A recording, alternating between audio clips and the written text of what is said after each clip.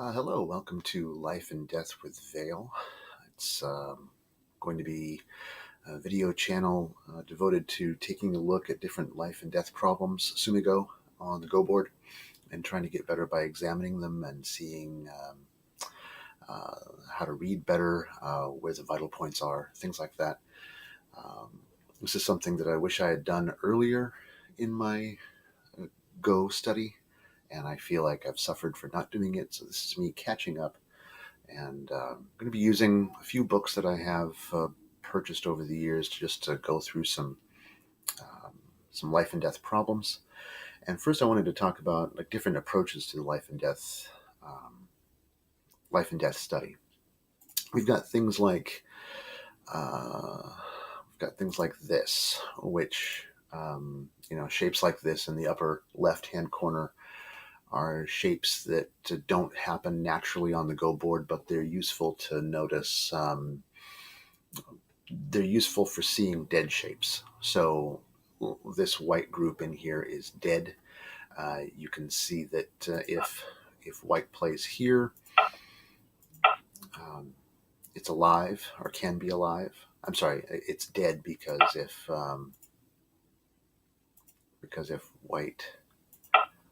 black plays there to kill. And then this is interesting because what happens is after this, you'll notice that white can't Atari here because that's self-Atari.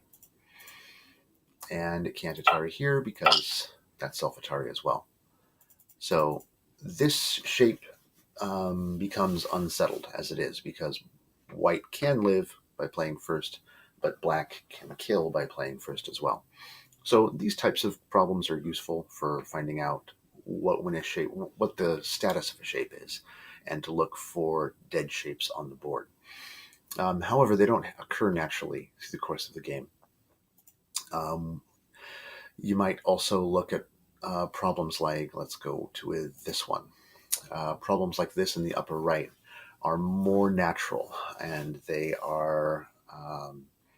they're questions like how can white live in the corner? This might actually appear on a Go board.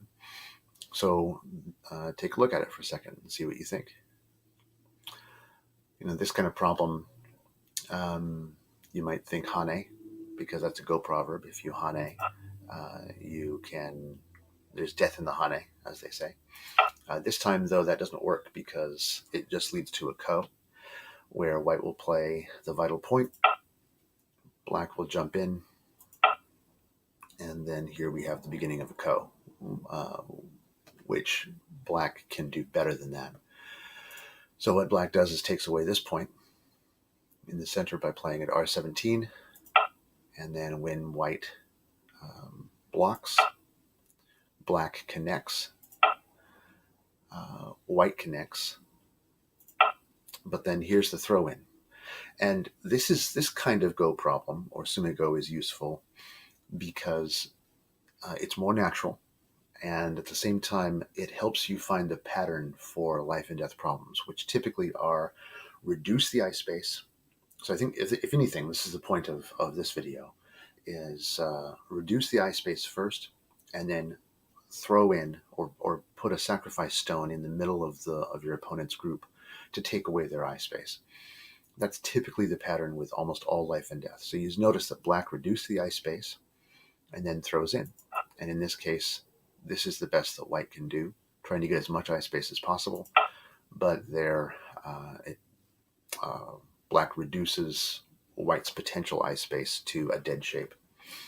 Again, this feeds off of the concept that was taught to us in the previous Go problem, in that if you don't know that this is a dead shape, then you might still continue fighting.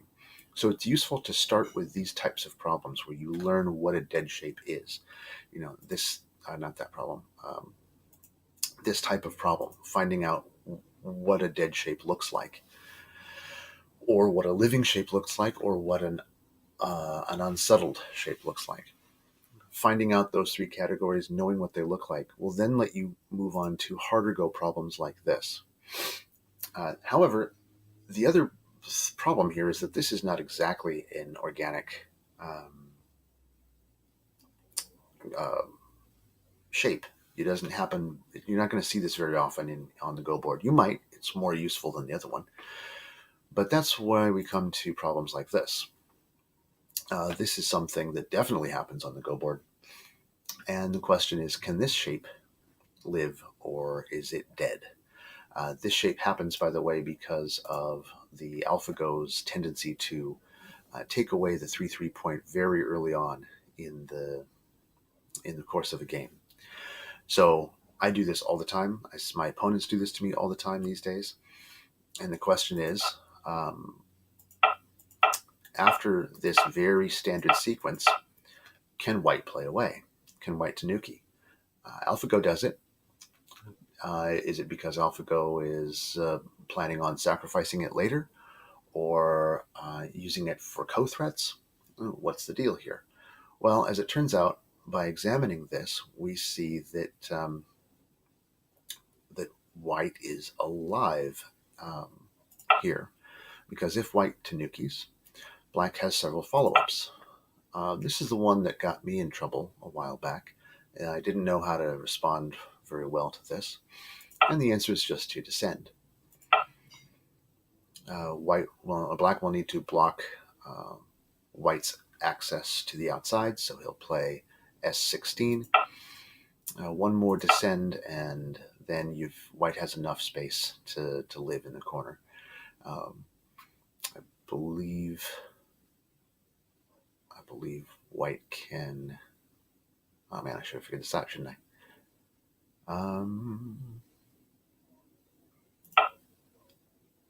Is that going to do it? Yeah, right. That'll do it, because black needs a.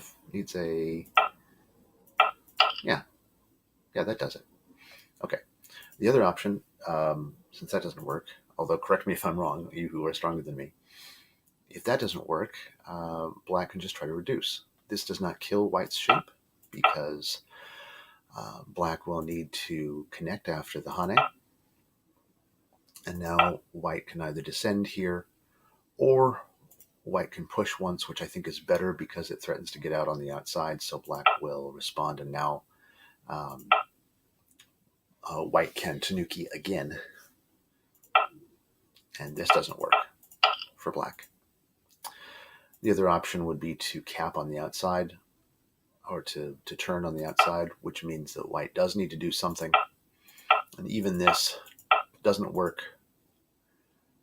because of this interesting move here. This creates an Atari for black if black plays that, and it creates an eye, one eye here that's connected. So there's that option. And if black descends, at this point, this shape becomes unsettled. So you remember, we started with a shape in the upper left, which was very unnatural looking, but it taught us what shapes were alive and which shapes were dead. Then we moved on to another problem, which was a little more organic, but still required some reading, but it wasn't going to show up very often on the Go board, but it taught us the basics of how to reduce eye space in order to throw in. And now we see something that definitely does show up in practice. And with this move, over time, the hope is, and I just had to learn this through trial and error because I looked it up because I kept playing this Joseki. But over time, we would recognize that this move by black at S16 changes the status of this shape. Now, white needs to respond. It's unsettled. Before then, here, we can consider white to be alive and can then play away. With this, the status changes. So you always need to keep an eye on the status of your shape, because if, not that one, but if white ignores that and black jumps in, yes, white can do this to get out, but that's with an extra move. If white tanukis and black jumps in, now white is dead. So white needs to respond. The response should be here. even when black jumps in, white can get out. The other option would be for black to extend once, in which case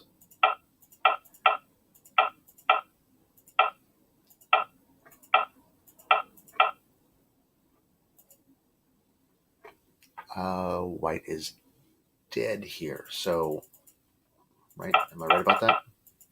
Yes. Yes, white is dead. So, after the extension, all right, I'm learning something. After black's extension, the shape becomes unsettled again. White cannot tanuki because this throw-in still works. It is not really a throw-in, it's more of a reduction in eye space. So you'll notice that's the way to keep eye space for white, but then black throws in, and the best that white can do is get one eye. Even if he pushes trying to disconnect this, it doesn't work. Yeah, it doesn't work. But white's group here has two liberties. White needs to make that connection, but now you'll notice that it's the best that white can do is, even black can play away, right? Because the best that white can do is play there, and that takes away the other eye.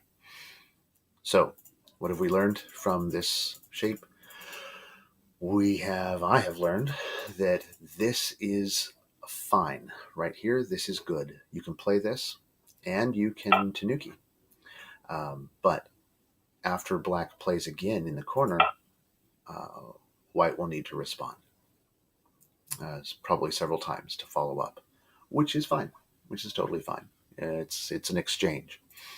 But the way we got this, and this is the point, the way we got this to this point was by learning the basics first, then kind of training our eye in. So we learned the basics in this kind of shape, right? We learned this one, and then what we did is, so we learned what was alive and what was dead, and then we learned how to read better and how to take away eye space and then throw in, and then we switched to something that actually happens in the game. So that's what we're going to be doing through the course of the rest of this video series. We're going to be using my many books on life and death that I have, and starting with the basics, things that I never learned, studying Go.